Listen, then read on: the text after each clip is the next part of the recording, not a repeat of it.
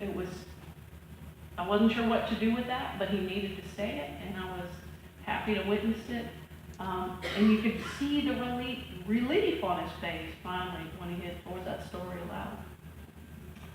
Next slide, please. So George and Willie disappeared sometime around 1914, maybe earlier, about how to bring their time alive in the circus. This is the first known picture of them. I got this from a museum. It was deep in the archives and had never been exhibited. And when I saw this picture, here it was, proof that they were child laborers, right? You can tell they're children because they're eventually the same height, so Willie isn't even grown there on the right.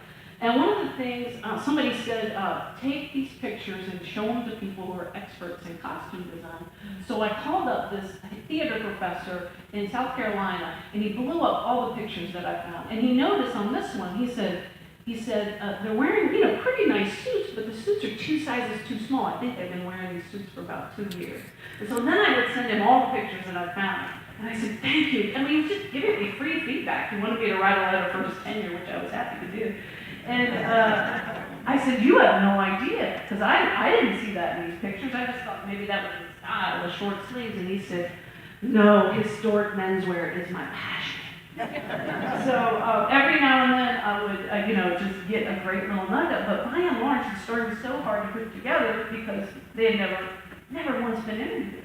And the story had never been told from their point of view. So what I would do is I would take pure pieces of evidence. I would extrapolate as much as I could with the help of experts and historians, people on the ground like Ms. Showalter and Ms. Peets and Ms. Johnson, and then what the family recalled from that time. So what the family recalls from the early days, they were never allowed to go to school, so they never learned how to read. Nancy actually taught Willie how to even though he was totally blind at the end of his life, she taught him how to write his name, so he wouldn't have to sign with an X.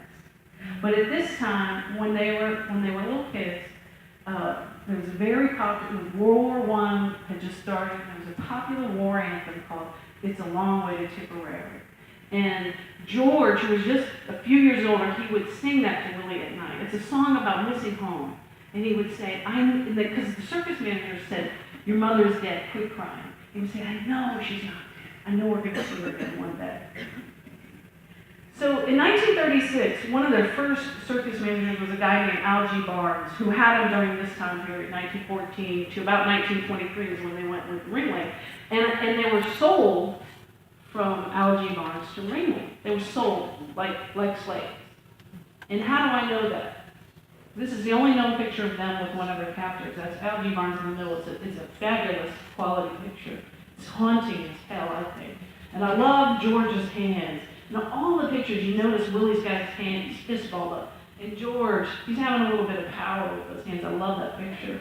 But the reason I know they bought and sold him, because Algie Barnes writes a memoir in 1936 in which he brags about buying and selling.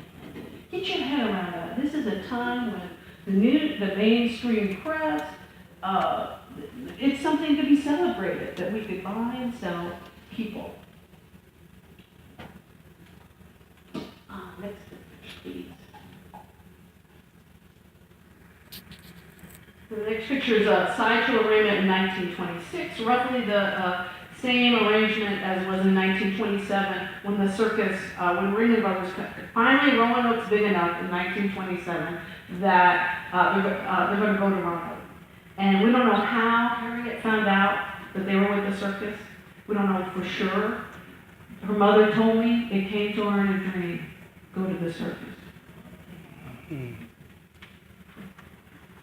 So there it is. You see George and Willie, sort of 3 people to the left and right of the giant in the back picture. Next picture, please. And my editor was really interested in, he said, well, what happened to the kidnapper? We knew his name was Candy Shelton. Candy Shelton was the only person Willie ever said anything bad about. And I found out when he died, and I found out, I tracked a nephew of his down, I interviewed him, I found out what happened to him after he left the circus.